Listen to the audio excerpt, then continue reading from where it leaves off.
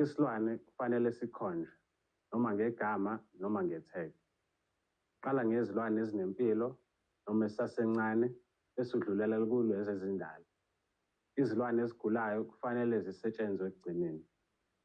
Hlola izilwane nsuku zonke futhi ubike izimpawu zesifo ngokushesha. Izilwane ezigulayo kufanele zihlukaniswe futhi zibhalwe phansi. Kufanele kube khona incwadi yokugcwaliswa yezilwane ezithola imithi. Qinisekise ukuthi ibuyekeziwe. Izilwane ezifile kufanele zilwahlwe ngendlela efanele, kude nezinye izilwane. Zingcwatshwe emgodini kusetshenziswe into ekuthiwa ukhalika, ngamanye amazwi inhlabathi emhlophe.